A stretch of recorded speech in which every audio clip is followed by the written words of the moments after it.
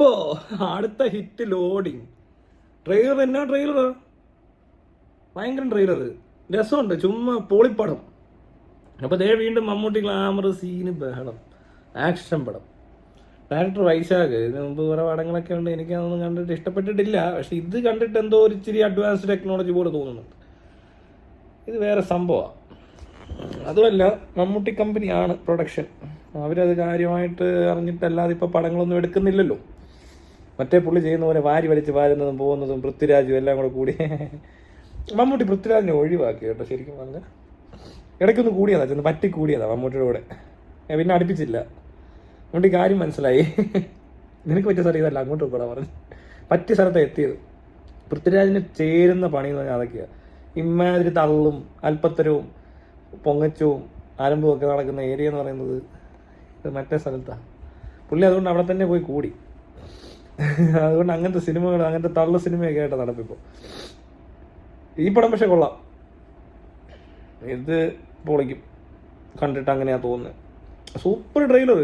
എന്തോ അത് ഒരു നല്ല എന്താ പറയണ്ട, ഒരു ആക്ഷൻ പടത്തിന് വേണ്ടുന്ന സംഭവങ്ങളൊക്കെ ഉണ്ടെന്ന് തോന്നുന്നു. പിന്നെ കളർ, അതിൻ്റെ ഒരു കളർ സ്കീം ശ്രദ്ധിച്ചോ? പിന്നെ മൊത്തത്തിൽ ഗ്ലാമറും കോമഡിയും എല്ലാം കൂടെ കൂടിയുള്ള പരിപാടിയാണെന്ന് തോന്നുന്നു. എന്താണെങ്കിലും നിസ്സാരമായിട്ട് അങ്ങ് പോകത്തില്ല, പൊട്ടിപ്പോകത്തില്ല പടം. ഒരു മിനിമം ഗ്യാരണ്ടി ഉള്ള സിനിമയാണെന്നാണ് തോന്നുന്നത്. മമ്മൂട്ടി ഫാൻസ് എന്നൊക്കെ പറഞ്ഞ ആൾക്കാർ ആഘോഷിക്കും, കണ്ടോണം. ചുമ്മാ തിയേറ്ററിൽ ഓളം, ആവേശത്തിന് ശേഷം ഓളം വരുന്നൊരു സാധനം, അത് ടർബോ ആയിരിക്കും. പുതിയ പരിപാടിയൊക്കെ ഇതിനകത്ത് ഒരുപാട് ഈ ടെക്നീഷ്യന്മാരും പിള്ളേരൊക്കെ ഉണ്ടെന്ന് തോന്നുന്നു കേട്ടോ. ഈ ഡയറക്ടറുടെ കൂടെ കണ്ടിട്ട് അങ്ങനെയാണ് തോന്നുന്നത്. പുതിയ ഒരു ആക്ടേഴ്സിനെ കാണാൻ പറ്റും. ആരൊക്കെ ഉണ്ടോ എന്തൊക്കെയാണോ എന്താണെങ്കിലും ട്രെയിലർ നിസ്സാര നേരം കൊണ്ട് കയറി പോവുക. ട്രെയിലർ ഹിറ്റാ. നാളെ രാവിലെ ആകുമ്പോഴത്തേന് 1 മില്യൺ ആയിരിക്കും ആ ട്രെയിലർ. വ്യൂസൊക്കെ 1 or 2 മില്യൺ അടിച്ച് കയറും. ഭയങ്കര പെട്ടെന്ന് ഫാസ്റ്റായിട്ടാണ് വ്യൂ കയറി വരുന്നത്. എല്ലാവരും അയക്കും അങ്ങോട്ടും ഇങ്ങോട്ടും. എനിക്കൊരാൾ അയച്ചു തന്നാ, എൻ്റെ ഒരു ഫ്രണ്ട് തന്നെ, അവൻ എനിക്കിങ്ങനെ ഗ്രൂപ്പിൽ കണ്ട്. ടർബോ ട്രെയിലറോ വെറുതെ നോക്കിയത്, അപ്പം നാട്ടർ കിടക്കുന്നു. അയ്യോ ഭയങ്കര ട്രെയിലറാന്നേ. ഞാൻ ട്രെയിലർ കണ്ടില്ലേ, കണ്ടു നോക്ക്, സൂപ്പറാണ്. പടത്തിന് ആൾ നല്ലപോലെ കയറുകയും ചെയ്യും. പടം ഹിറ്റ്, മനസ്സിലായോ? ഇറങ്ങി വരുന്നവരൊക്കെ അമേസിങ് അമേസിങ് അമേസിങ് ആണ് കണ്ടത് വരും നോക്കി. ഈ പ്രാവശ്യം അമേസിങ് അളവെടുക്കും. മമ്മൂട്ടിയുടെ പടം അങ്ങോട്ട് ഇറങ്ങും. അമേസിങ് കണ്ണൻ എവിടെ നിന്നാണ് വരിക എന്നറിയത്തില്ല. എല്ലാ കടച്ചാതി സിനിമയെല്ലാം കണ്ടിട്ട് അമേസിങ് എന്ന് പറയുന്ന ആളല്ല അമേസിങ് കണ്ണൻ. അമേസിങ് കണ്ണൻ മമ്മൂട്ടിയുടെ പടം വരുമ്പോഴാണ് അമേസിങ് വരുന്നത്. അല്ലാതെ അച്ചാളി ഉച്ചാളി പടത്തിന് അമേസിങ്ങിനെ കാണാൻ പറ്റത്തില്ല. അതിനവിടെ വേറെ ആൾക്കാരുണ്ട്. സ്ഥിരം ഡാൻസറായ അലിൻ ജോസിനെ പോലത്തെവരുമൊക്കെ ആണ് ആ സ്ഥലത്തുള്ളത്. പിന്നെ ആറട്ടൻ ഉറപ്പായിട്ടും ട്രെയിലറിനെ പറ്റി, സിനിമയെ പറ്റി നല്ല അഭിപ്രായം പറഞ്ഞിരിക്കും. യാതൊരു സംശയമില്ല. കാരണം അതിനകത്ത് വേറെ വഴിയില്ല. അലിൻ ജോസിന് അഭിപ്രായം ഇല്ലല്ലോ. സിനിമ മമ്മൂട്ടിയുടെ പുതിയ സിനിമയാണ്, ടർബോ ആണേ, അങ്ങനെ കുറച്ച് ഇത് കാണിച്ചിട്ട് അങ്ങ് പോക്കോളും. കോക്കൊക്കെ ഭയങ്കര റിവ്യൂ പറയും. അതുപോലെ തന്നെ മറ്റവർ പറയും കപ്പും ടീയും ഒക്കെ ഉള്ളവരുണ്ടല്ലോ, സ്റ്റാൻഡേർഡ് കൂടിയ ആളുകൾ എന്നിപ്പോൾ തോന്നിപ്പിക്കുന്ന ആളുകൾ. ഒരു പഴമില്ല, ചുമ്മാ നമ്പറാണ്, അറ്റവും മുറിയും, അങ്ങനെ കുറേ എണ്ണമുണ്ട്. ഈ പറഞ്ഞ പോലെ അവിടെ നിന്ന് ഇവിടെ നിന്നൊക്കെ പെറുക്കിക്കൊണ്ട് വന്നിട്ട് ആളാവുന്ന ടൈപ്പ് സംഭവം കളിക്കുന്ന കുറേ ടീംസ് വന്നിട്ട് മറ്റേതാവുന്നു മറച്ചതാവുന്നു ഡയറക്ഷൻ എന്ന് പറഞ്ഞാൽ അതാണ് ഇതാണ്. എന്നാൽ കാര്യമായ കാര്യമായിട്ട് അറിയത്തുമില്ല.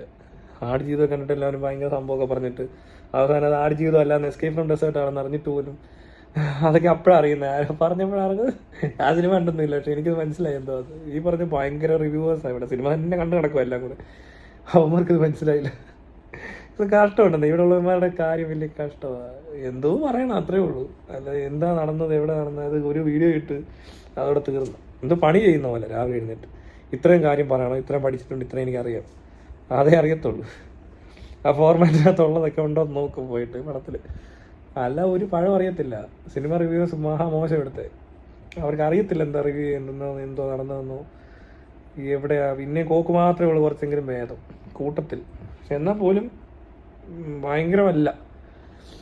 അതുപോലത്തെ ആൾക്കാർ ഞാൻ കണ്ടില്ല ഇവിടെ. പലയിടത്തും ഇങ്ങനത്തെ പ്രശ്നങ്ങളുണ്ടാകുന്നു. സിനിമ എന്താ പറയുക, പലതും അവിടെ കറക്റ്റ് ആകത്തില്ല പറഞ്ഞു കഴിഞ്ഞാൽ. ശരിക്കും അത് കൃത്യമായിട്ട് പറയുന്ന ആൾക്കാരുണ്ട്, പക്ഷെ അവരിത് വീഡിയോ എടുക്കുന്നില്ല. അതാണ് അതിൻ്റെ കുഴപ്പം. ഇവിടെ ഉള്ളവന്മാർ പിന്നെ ബാക്കിയുള്ളവർ കോക്കൊന്നും ജെന്യുവനായിട്ട് കാര്യം പറയും. ചില പടങ്ങൾ ഇഷ്ടപ്പെടുന്നുണ്ട്, ചില പടങ്ങൾ ഇഷ്ടപ്പെടേണ്ടാത്ത പടങ്ങളൊക്കെ ഇഷ്ടപ്പെടുന്നുണ്ടെന്നുള്ള ഒരൊറ്റ പ്രശ്നമുള്ളൂ. എങ്ങനെ ഇഷ്ടപ്പെട്ടെന്ന് അറിയത്തില്ല ചില പടമൊക്കെ. പക്ഷെ മറ്റങ്ങൾ അങ്ങനല്ല. എല്ലാം വന്നിട്ട് ഭയങ്കര താത്വികമായ അവലോകനമാണ് നടത്തുന്നത് എന്നൊക്കെ ഇങ്ങനെ ഭാവിച്ചിരിക്കും. അവരുടെ ഭാവത്തിൽ മാത്രമേ ആ ഒരു ഇത് വരുന്നുള്ളൂ. ബാക്കിയെല്ലാം പറയുന്നതൊക്കെ ഊളത്തരമായിരിക്കും. ഏത് പടത്തിനെ പറ്റി എന്തും പറയാമല്ലോ തോന്നിയ പോലെ. പക്ഷെ പറയുമ്പോൾ ഒരു പ്രശ്നമുണ്ട്. പൃഥ്വിരാജിൻ്റെ ട്രാൻസ്ഫോർമേഷൻ എന്ന് പറഞ്ഞാൽ ഭയങ്കര. ആ ഒരു ഡയലോഗ് അടിച്ച് റിവ്യൂസിന് എടുത്ത് നോക്ക് നിങ്ങൾ. വേറൊരു ഊളകളായിരിക്കും. അതൊക്കെയാണ് സിനിമ കണ്ടിട്ട് പറയുന്നത്. എനിക്കിങ്ങനെ ഒരു 2-3 പടം കഴിഞ്ഞപ്പോഴാണ് മനസ്സിലായത്. ഞാൻ അധികം സിനിമ കാണത്തേ ഇല്ല, തിയേറ്ററിൽ പോയി സിനിമ കാണാൻ പ്രശ്നം നിൽക്കുന്നില്ല. പക്ഷേ കഴിഞ്ഞിടയ്ക്ക് കുറച്ച് പടം കണ്ടു കഴിഞ്ഞിട്ട് ഇവർ പറയുന്നത് ശ്രദ്ധിച്ചപ്പോഴാണ് മനസ്സിലായത് ഇവന്മാർക്ക് സിനിമയെ പറ്റി ഒന്നും അറിയത്തൊന്നുമില്ല. ഏതോ കണ്ടിട്ട് ഇങ്ങനെ വന്നിരുന്ന് ഇതൊരു തൊഴിലായി പോയതുകൊണ്ടങ്ങ് ചെയ്യുന്നതാണെന്ന് തോന്നുന്നു. നമ്മളെന്ത് ചെയ്യും, ആ സിനിമ കണ്ടെന്തെങ്കിലും പറയാം എന്ന് പറഞ്ഞ് ഈ പരിപാടിക്ക് ഇറങ്ങിയ ആൾക്കാരുണ്ടല്ലോ, അതാ അവർ. അല്ലാതെ സിനിമയൊന്നും ഒരിക്കലും ഇവർക്ക് മനസ്സിലായിട്ടില്ല, നല്ല സിനിമകൾ കണ്ടിട്ടില്ല. പിന്നെയും കണ്ടാൽ തന്നെ അത് വിളിച്ച് പറഞ്ഞുകൊണ്ട് വരും, 100 അടുത്ത് പറയുകയും ചെയ്യും. നല്ല പാട്ട് പോലും കേട്ടിട്ടില്ലെന്ന് തോന്നുന്നു, മനസ്സിലാവുന്നുമില്ല. അതാ വേറെ പ്രശ്നം.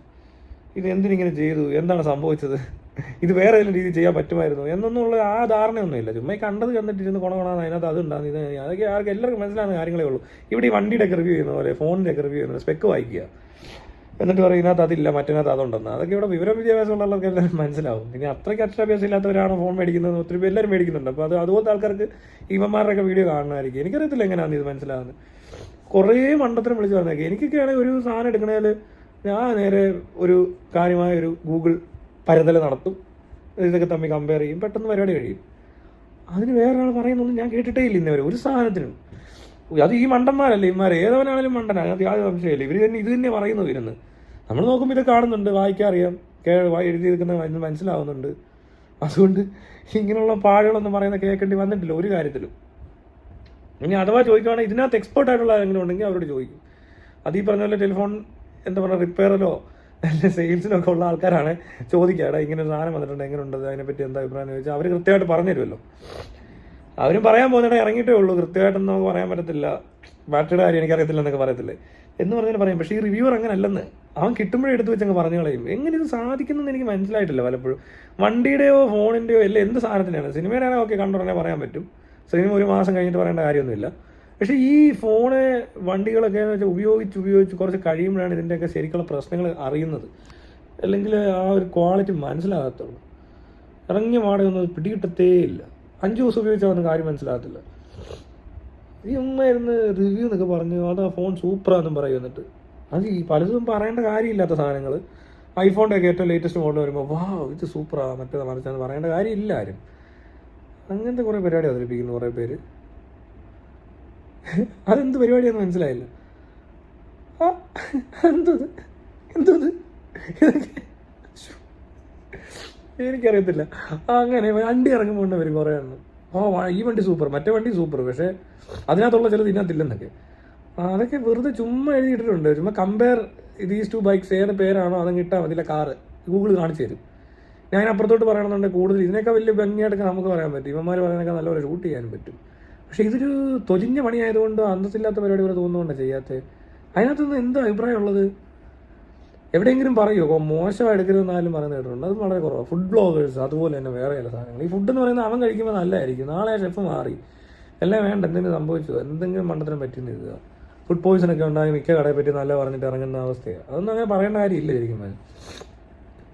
അറിയിക്കുന്നതുകൊണ്ട് കുഴപ്പമൊന്നുമില്ല. ഇങ്ങനെ കടയുടെ ഉണ്ട് ഇവിടെ, ഇങ്ങനെയൊക്കെയാണ്. ഞാൻ വന്നപ്പോൾ ഇങ്ങനെ കണ്ടു, ഓക്കെ. അല്ലാതെ ഫുഡിനെ പറ്റിയൊന്നും പറയേണ്ട ആവശ്യമൊന്നുമില്ല. സമ്മതിക്കണം എല്ലാത്തിനും. ഇത് ഇനിയിപ്പോൾ ഈ പടം ഇറങ്ങുമ്പോൾ കാണാം, ഇതൊന്നും കാണണം. എന്നാൽ ഈ പടം പോയി കാണാം.